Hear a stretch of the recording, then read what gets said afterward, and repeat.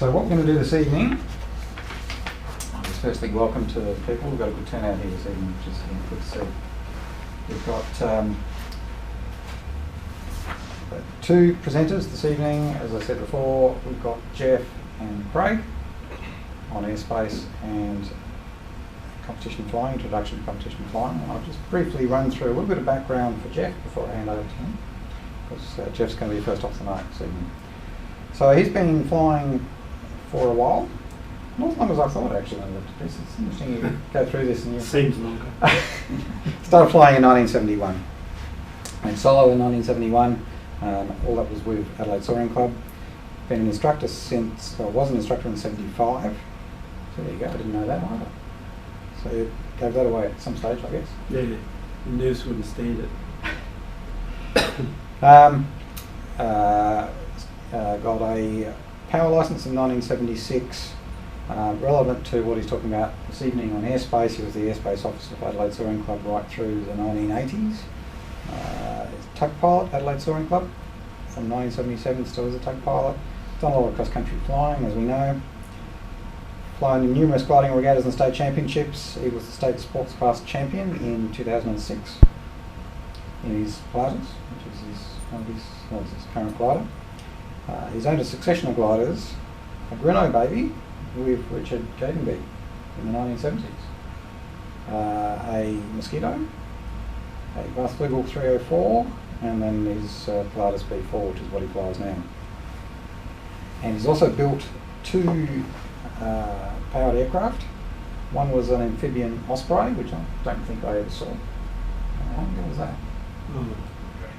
It was 82 at first time. Right, so I was flying at that time, but not in that club, so yeah. And then more recently, or that wasn't that recently, probably what, 10 years ago or something, a Dragonfly, which if you ever see that flying is a very interesting beast.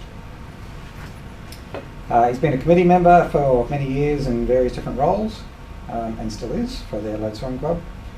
SAGA delegate for some years, and also member of the GFA board for 4 years between 2008 and 2012. Relevant to this evening, he is a glider pilot. He's got an unrestricted private license, so of course he understands airspace very well. He has undertaken negotiations with the RAF regarding the Edinburgh airspace that we now enjoy, flying out of Adelaide Soaring Club in Balaclava and other clubs, and can sometimes use that airspace as well. And that's in the role that I'm currently in terms of the airspace officer for Adelaide Soaring Club. And more recently, he's the SAGA representative on, there's a CASA body called the Regional Airspace Advisory Committee, which is the Regional Airspace Advisory Committee. Yes, and procedures. Yeah, RAPAC as we know it, which is coordinating airfields and airspace across the state. So he's a couple of roles in that. You're the chair of that as well, aren't you? So, the chair of that, which is an industry panel, if you like, for all the stakeholders, but also the South Australian Gliding Association representative for that as well. So handing over to Geoff to tell us all about airspace. Thanks, Peter. The bane of these sort of things is the range of abilities and the levels of experience that people get. And my sense of it is that there are a lot of experienced people here, many of whom may know as much about it as I do. There's also some people who may not have got so much experience. So what I'll try and do is accommodate those two things, say the basics. If you don't understand something, just call out to me as we go along.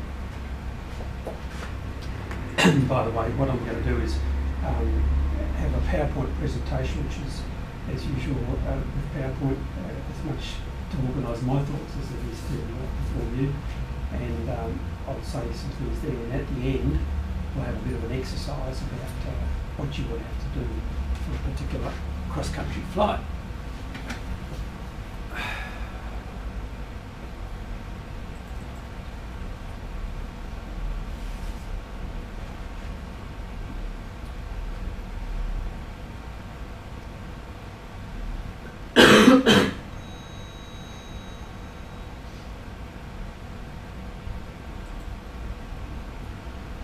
Okay, I reckon that's pretty snappy, that little logo, isn't it? Drag that off some correspondence somewhere. So why do you think we need to think about the prospect of understanding the airspace? Why not just fly off with a wild blue yonder, and particularly if you like? Anybody got any ideas you want to put forward? We're not the only ones in the sky. Aha! You noticed. Those are the drivers that realise Anything else? I guess it can help with navigation to an extent. If you know, oh, I'm in this area, then I'm in this airspace, so therefore I'm here on the map. Yeah, navigation and airspace are intimately intertwined, particularly in South Australia, which I reckon has probably got the most complicated airspace arrangements of any of the capital cities. So you have to know where you are, sometimes within a couple of hundred metres. So, yeah. The way I think of it, the first of all is necessity. In particular, if you're going to fly at or near Gawler, you must understand the airspace. If you don't understand the airspace, you can't fly around Gawler. This is the really good one. It enables a good understanding of airspace enables you to access good areas. Now in South Australia, a lot of the time the best cross-country gliding is up and down the ranges. When it's good at Waikerie, it's very, very good. Sometimes it's not so good just east of the ranges. Sometimes it takes a while to get going at Stonefield. There's something about the sea breeze or the hills or whatever, which means that very often you get very good cross-country gliding conditions up and down the ranges earlier than elsewhere, than it occurs elsewhere. And if you're going to use those, you've got to understand the airspace. And the third thing, of course, the first thing that Chris mentioned is safety. Safety for yourself and for other people, is safety for your licence, because if you get it wrong, which occasionally people do, and there's a bit of a tendency to think, oh, who will notice, or people do notice. I'll stop there. Types of airspace, this is just a quick reminder for most people. First of all, Class A. Not going to talk about Class A. Class A is 18,000 above, 24,000 above. We're not talking about that here. The only time you'll strike that is in the Australian Alps and you need to get a local briefing. Oops. Class B, no such thing in Australia. Class C is the one that really gets us. It's around the capital cities, primary airports. Class D, it's the secondary airports like Parafield. Class E is a mid-level thing. It matters a lot on the east coast. It does exist in South Australia. We'll talk about it in a tick, but it doesn't affect us to a huge degree. And then Class G is what we like. It's uncontrolled airspace. Uncontrolled airspace is not as simple as it seems. Sometimes it's uncontrolled. If you go out 50 k's north of Mildura and climb to 5,000 feet, it's uncontrolled airspace. You can do anything that's legal. But there are other places which are sometimes controlled, Class G, uncontrolled airspace, and sometimes they're not. So the first case is the out the sticks when it's Class G all the time, never changes from that. Second one is when restricted airspace is deactivated. Now, there is restricted airspace around Edinburgh, and sometimes it is deactivated. They simply declare that it's not restricted anymore. And then there are block clearances. There are special releases for Gawler areas, which I'll talk about in a little while. And I might say, Peter in his introduction was too modest. He's the guy that does the legwork every week to get these block clearances particularly when the gliding conditions are good. My advice, it's just my opinion, is stick to Class G and Class E. If you have a radio operator's licence, technically you can call up for a clearance in controlled airspace. I've done it a couple of times and it's not been a terribly happy experience. I digress here, but you know, I'll be honest and say there is a clash of cultures in my view. And I remember once in my Pilatus I was at Rivet and whatever the limit there was there, I think it was 6,500 or something. And I wasn't going to get back if I had to go around Kapunda. I could only do it if I went straight to Gawler. So I called it up, as I'm entitled to do, and said, this is Glider Golf Charlie Charlie, and no transponder, request a clearance direct from this position on descent, straight to Gawler.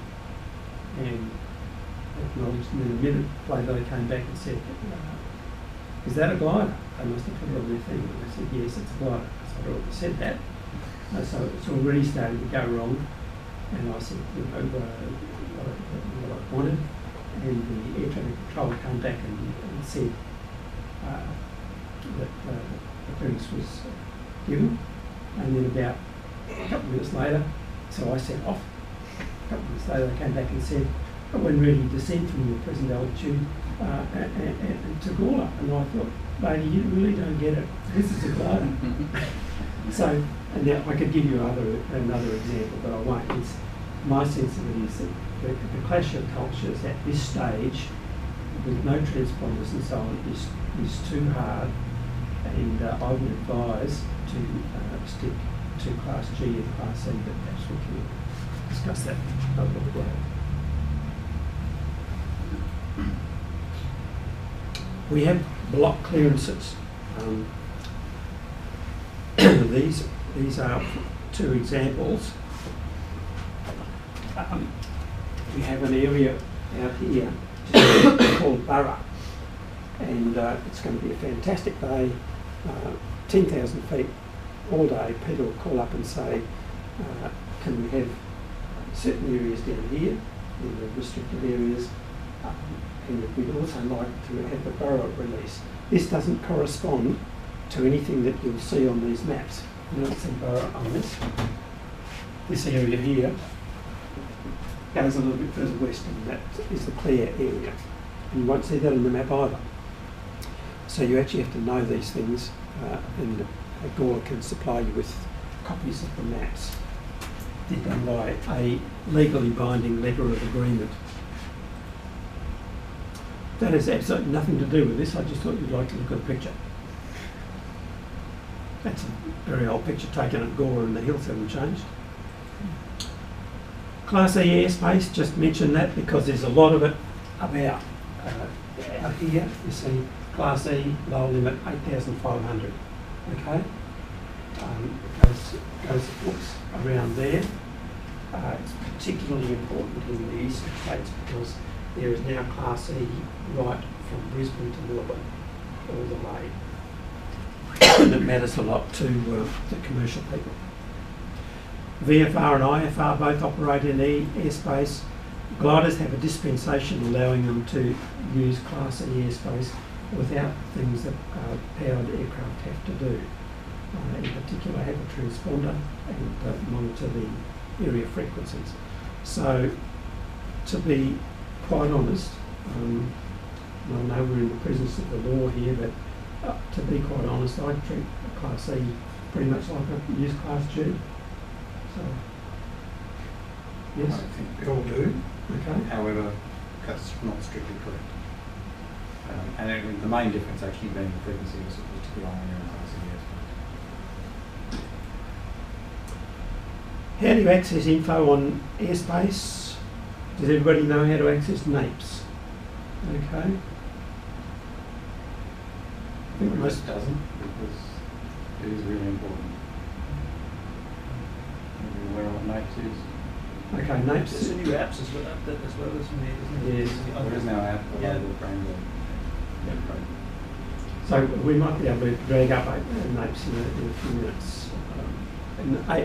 NAPES is the thing which tells you all about airspace and weather and so on for your local area. I can give you a screen on how to access that. It's probably the most useful thing to do, but if we can. It doesn't actually tell you all about it because it's written in NAPES gibberish. It sort of tells you what's been released and what hasn't, but you need to understand the lingo, which Yes, you do. isn't necessarily straightforward. There was once upon a time you had a blog entry on the ASC website, 2012 or so you had, and that was quite useful if you hadn't gone and looked at it for a while. Oh yeah, I go to this thing and oh yeah, now I remember how to do it. That was really useful. I don't know, is it still there? Is it up to We've date? done this guide to airspace. Yeah, and, exactly, yeah. There is a document which I think is what we were talking about, which you put together. Yeah. And I think what we could probably do is I've got a website that I use where I actually publish slides and that we actually talk about it this evening. So I'll do that. Okay. And also if I can put that document on there, then people can just go to the website for these winter lectures and they'll look up the airspace one and that document. Good timing, I just updated it the other day for a few little changes. Second thing is you can use the telephone, and that's particularly in respect of Gawler, the Gawler airspace. Another problem with NAPES, apart from the gibberish, is that it's very, very extensive. There's pages and pages and pages of it, and you've got to know where to go. And what I do is I read the stuff at the top about what the wind's going to do and all that sort of stuff. I check on this particular thing that says about restricted areas, but then you go right down to the bottom of the Area 50 stuff and then up a little bit, and there'll be a bit of under Melbourne. Why Melbourne? Too complicated to explain. But if there's any of these special areas like Burra or Clare, Kapunda and so on available, then they will be referred to there. Best thing to do is call up Gawler and say, is there any special areas available today? Sorry, I've got a quick question. So when you're referring to the phone, are you talking about the AWIS that you just dial up like Adelaide, Parafield, or Edinburgh? No, I'm talking about call us up. Yeah, call up 08 8522 1877 at Adelaide Soaring Club. Hopefully somebody will answer. And I'm talking here about cross-country flying, and you won't be doing that unless it's a pretty good day. So that's the second thing you can do. And the third thing is radio. Now it's a bit of a touchy one.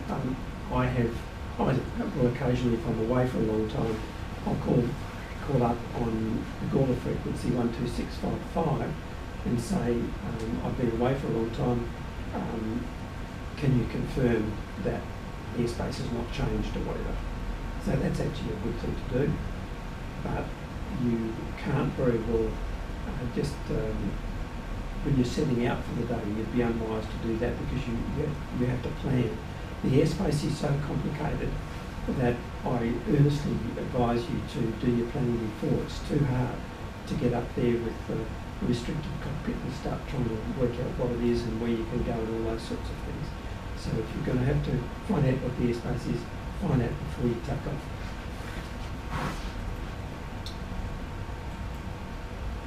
Frequencies. You can use the glider frequencies, there they are. You can use the area frequency. The area frequency to the north and east, and to some extent to the east of Adelaide is 130.45. Around Waikerie it's 125.3. Often they seem to retransmit on these things, so it doesn't matter to tell you much which one you use. And then there's multicom, which is the 1267. It's the general thing for use. It's CTAFs, except when there's something else specifically to use. there are local CTAFs like Gawler, Aldinga's got one, and Galwell's got one, which is not likely to worry you. Mildura might. So those are the general classes that you can use, though the glider frequency, the area frequency, or the molecule frequency. And air traffic control if necessary. Anybody across that one? Only in a desperation. Where would you use those things? These are quotes. In Class E, gliders are encouraged but not required to monitor the area frequency when operating in Class E. That's from GFA's instructions. Class G, you're encouraged but not required to monitor the area VHF frequency when above 5,000.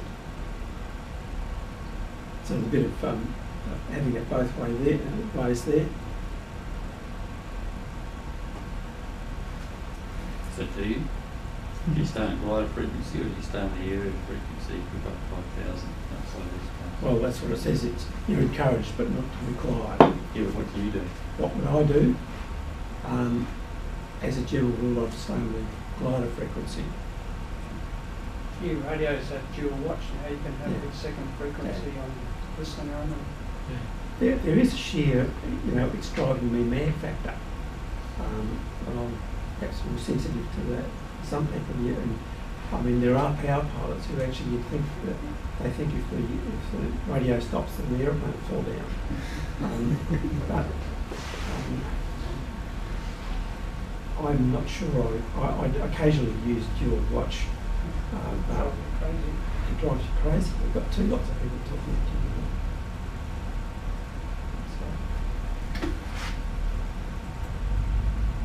Around aerodromes, you've got to use the CTAF, the multicom, or the area frequency. If it's marked on a chart, use the CTAF frequency. On task, use the gliding or the area frequency. We're talking Class G there. Happy days at Nationals at Gawler. Love the cars.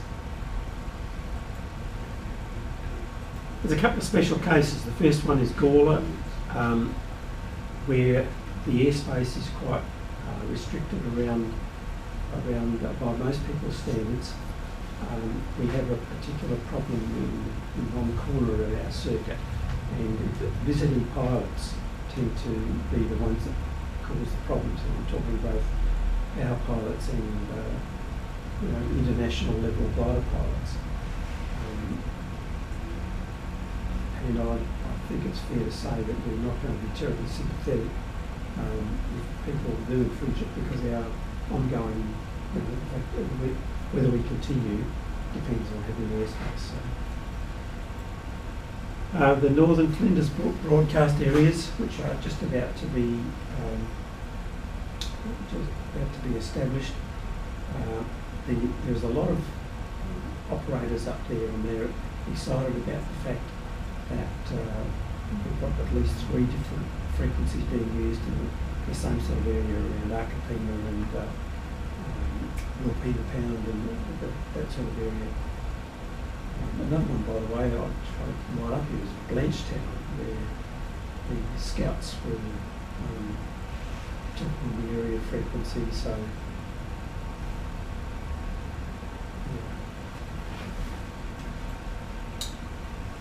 the Wakery Wave area. Now, I asked somebody the other day whether the Wakery Wave area still exists. Does anybody know?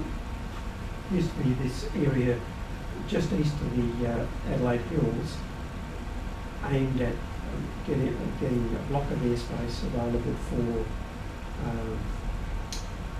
use in Wave, a kind of sedan area. But I've not heard of anybody using it for a long time. And there's some complications around Murray Bridge, which we'll come to in a minute. things to watch out for: the northwest corner of the Gawler circuit. The Gawler circuit has got, it's normally CTAFs are round. That's the standard 2 nautical miles area. We've got a bit off the corner, and that corner is only 1 nautical mile from the edge of the airspace. The end of the runway is only 1 mile from the edge of the airspace. So if people do a wide circuit, then they can infringe the airspace. I'm talking about tow pilots can do it. I saw some RAF guys coming one day in a King Air, and their circuit was so big that they were actually on the southern edge of Rosewood as they turned base to come to the Gawler. It must have been 5 miles out. So power pilots particularly are bad, but we're not talking about them tonight. Another trap is changes in airspace during the day. It doesn't happen very often, but that's a thing you need to watch at Gawler, or if you're in any of the restricted areas. You need to, and you're away for 6 or 8 hours, it's be wise to reconfirm if you're re-entering the airspace. It's not changed, just a radio call. So please confirm that the airspace of XYZ is still available.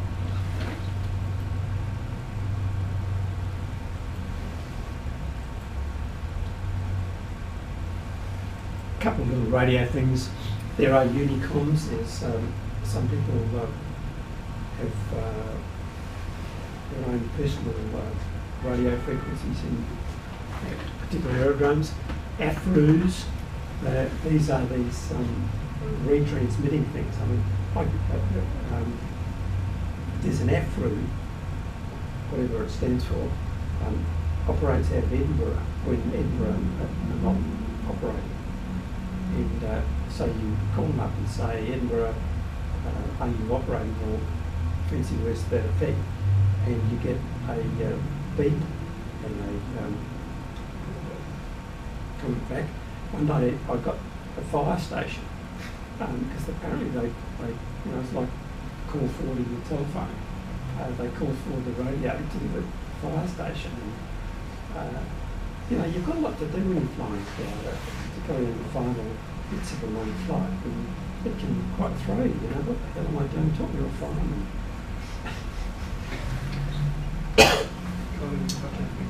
Danger areas. Now if you look at these maps, there are restricted areas, there are red lines around all sorts of things, and a lot of them are danger areas. To be quite blunt, I take no particular notice of danger areas.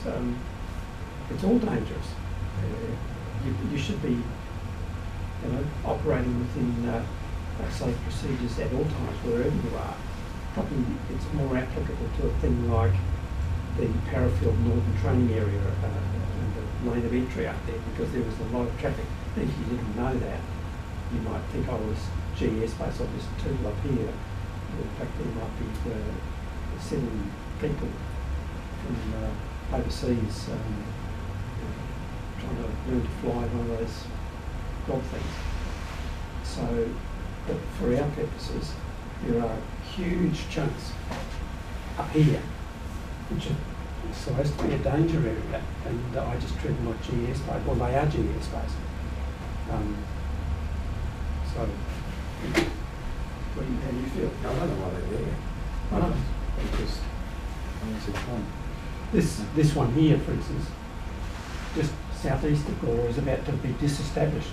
It's been dangerous for the last 20 years, but apparently it's no longer dangerous. So, These were the PE and E thing, where the gun-proofing area that might be just that's a restricted area. Oh, okay. Yeah. So here's our little task, which I thought would be interesting and useful. I'll skip through that bit. What I thought I'd do is, let's say we had a thing which we started at 1 o'clock, task was to fly the Murray Bridge up to Burra, back again. This is quite a credible thing because if you're there and you've got a hot northerly, it's 10,000 feet, it's going to be 10,000 feet today, it says. Hot northerly, start off early, drift down with the wind, long leg during the middle of the day is into the wind, and then towards the end of the day you're drifting back down there. So you think this is a good idea, and you set off, you get your glider out, you get to the end of the runway at Waikerie. What frequency do you think you'd use? Local frequency. 1267, the CTAP frequency, yep. So you get yourself behind the tug and away you go, and you get lucky and you get a 5,000 foot thermal at Waikerie. Actually, it's still going at 5,000 feet, and you think to yourself, how high can I go here? How high can you go? So listen up here. Quite level lines, right? Yep. You can go up to flight level 180. Technically over 8,500 you'll be in airspace, but we sort of we'll leave that to your discretion. You can get on the area frequency if you're keen. I reckon I'd probably get on the area frequency if I was by myself. And if I was with Peter and I was saying, Peter, where the hell is the next thermal, please? I'd stay on the gliding frequencies. We fly a lot in that area, and often above 10,000 feet, and we're on the glider frequency. Mm. But other gliders are listening to. Yeah. I'm assuming that the airspace is really just listen to other incoming aircraft if they're making transmissions in that space. Is that? It's really saying between E and A is a frequency that you should be on. No, you can be. Cast your mind back to that thing. GFA advice is that you are encouraged but not required to use the area frequency. And so I've never really been able. No one's been able to explain to me why there is E airspace. What does E airspace do? Because we treat it like G. So yeah, we treat it like G. Frankly, it has little to do with gliding. What it's for is where there's a lot of busy, powered commercial traffic, because there are very rigid requirements there. For a start, you've got to have a transponder, and you've got to be on the frequency, on the appropriate frequency, and that is the case all the way from Brisbane to Melbourne. And that makes sense. That's good for a powered aircraft. it is. It is, but like the RPT aircraft heading into Mildura, for example, relatively small aircraft, they'll be cruising in Class E airspace. And I've been in the vicinity of Waikerie, 11,000 feet, along the flight height. Now, it wasn't on the area frequency, it should have been. But I had no idea it would be there. It's a passenger aircraft, 20 engines, probably got 10, 12 people on board. It really ruins out the range and all that. So do they need clearance to go into that airspace? No. So that's one of the problems, is that They go around IFR aircraft,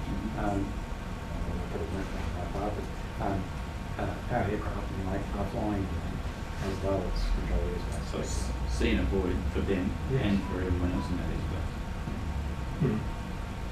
But that end of the airspace is around what we call low bank, and so whenever we fly east, we just kind of forget about it. It's really when you're just flying Yes. in that sort of southwesterly area, that Watts Well, that sort of area. Okay, so we keep plodding on down this way, and we come to this line here.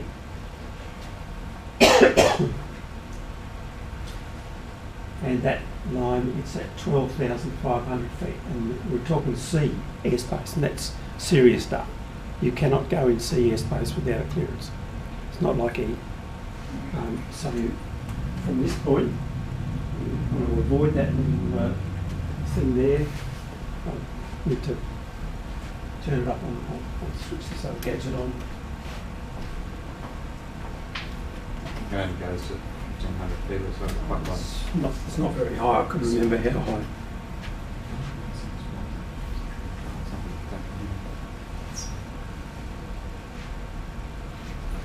So you keep following down here,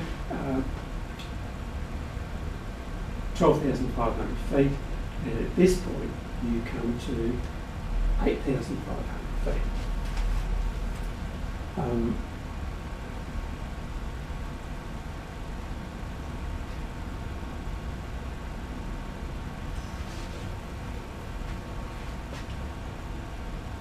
Let me just check that with this. Yeah, here we go. Yeah, that little thing there is surface to 1,500. So you're cruising past that, and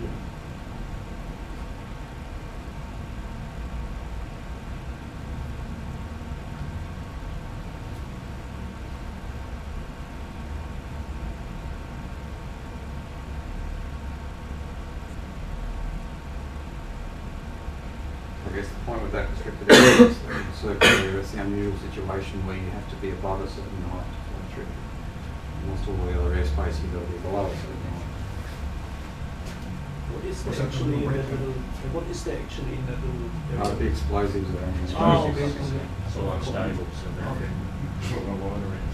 Yeah. So not an airfield or anything. If you land on it, you get fantastic lift. yeah, there are some funny ones like that. There's a thing up west of Edinburgh, which goes from surface to the moon. As the air traffic controller told me one day. It's a very powerful laser that they use, but anyway, that won't bother us. So you keep pottering down here, and you come to the 8,500 foot limit. You're starting to regret this time deciding to go to Murray Bridge. You're thinking to yourself, you should have actually gone out to Karoonda or something. But just for the point of the exercise, we come through here. Right? You see down here that there's another restricted area. This is the Army artillery range, and it's from 2,500 feet to 7,000. Now, as long as you're over 7,000, you're okay. But you need to be fairly confident about that. And we've had some very weird ones. Remember that time, that last summer, I think it was, where we were going from around Freeling and you couldn't get below 4,500 and you couldn't get above. You had to go through this sort of slot. So anyway, you have to be very careful at that point, and you can steer around between them. And your turning point is not the Murray Bridge airfield, it's the Murray Bridge railway bridge across the River Murray. So at that point you go around there and you head north. Now you'd be pretty foolish to do it directly because that's 4,500 feet there, and the ground gets quite high.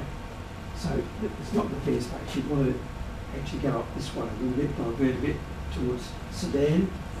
Can break your heart a bit because you'll be able to see lines of cumulus along the top of the range here, and you've got to stay to the east of it, and it's very tempting.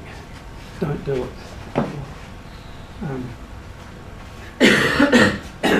You'd be surprised if you get yourself a flight planning gadget. You'd be surprised how little time it adds to divert a little bit off your track. So going out here, it's not going to add that much to your time. So you get up here, 8.5.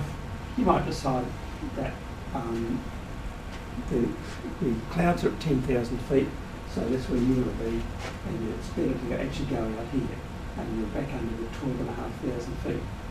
So you keep beetling on northwards, and you come to that point there. This line here, and it's a Wednesday, and the RAF is feeling a bit generous today, so they're just doing some circuit stuff. So all they've taken up, all they've activated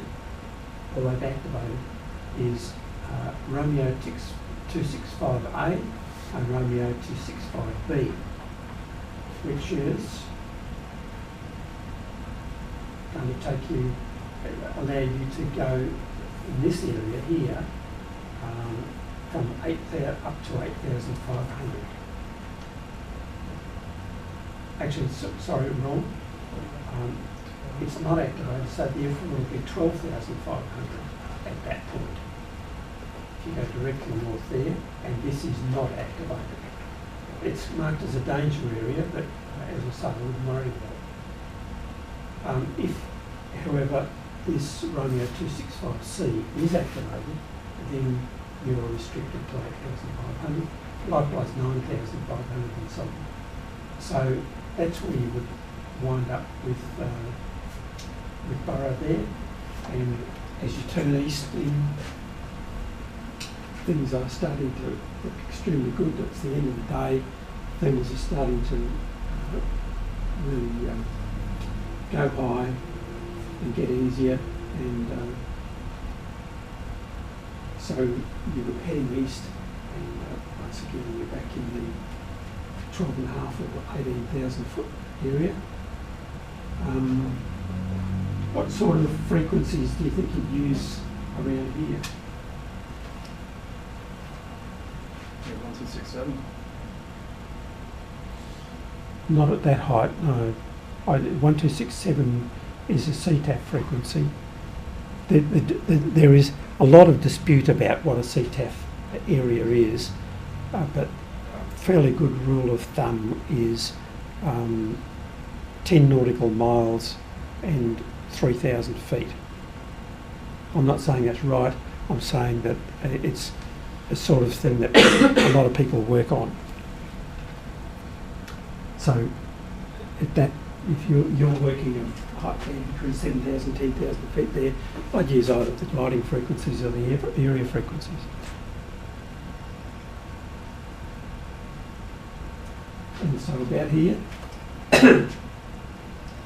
10 miles out, whatever you think's a fair thing, you call up Waikery on 1267 at that point, and advise that you're incoming. So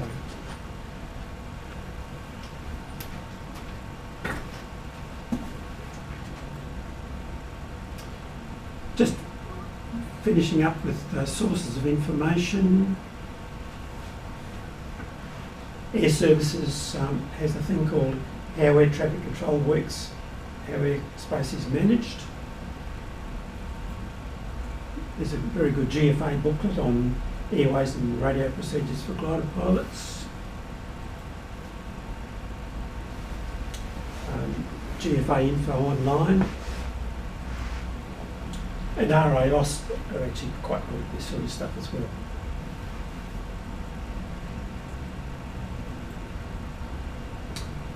And last but by no means least, my Polaris.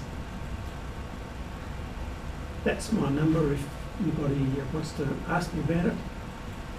And thanks very much for listening.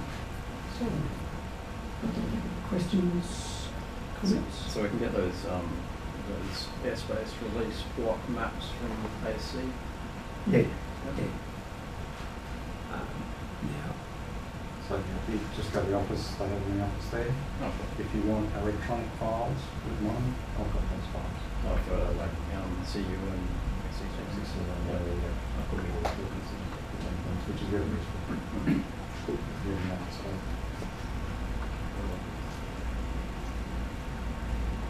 Yeah, they are quite useful. I use them all the time.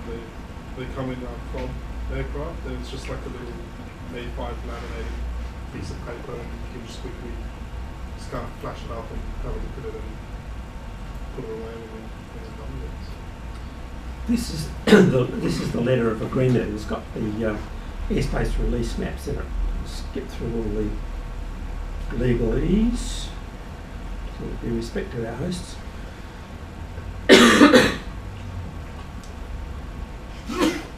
That's the stuff that we use very commonly in the summer Kapunda area. And I'm thinking now, if you're at Gawler, if you fly from Gawler all the time, you'll know this stuff. So I'm thinking of people who are interested in coming and flying from Gawler as guests or flying into Gawler. That area there is defined on the map. It's what's it, synonymous with Romeo 233. This one here is one of our specially defined areas, and we've arranged that so that we can sort of go up this way and then go north. Before that, we had to go through this little gap here and around the corner. That's helped a bit.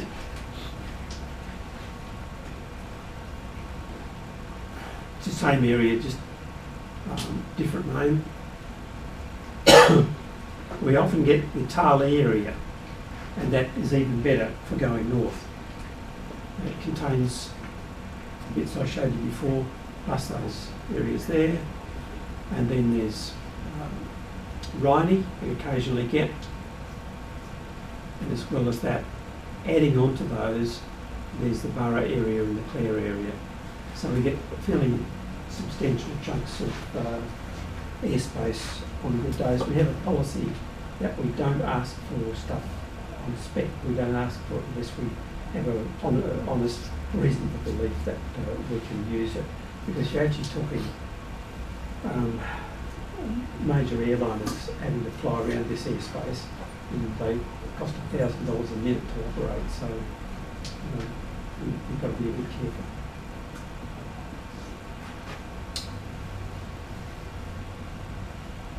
I'll give Peter copies of that sort of So I'll tell you a funny story about asking out for clearances. Trying to get a clearance from air traffic control these days in Nevada is now impossible because you don't have a transport and really so going back 20 years ago, it was actually more common to do it in these days. I don't know anybody that's done it successfully in recent years. Sorry about it.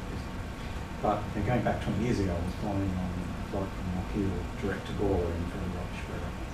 And now the direct track from Lockheed, which is around back to Gawler, if I had to go around the airspace, which I had to go around under, it was a big detour, and it took me over high ground, and I was only getting to maybe 2,000 feet anyway, as to where it was currently.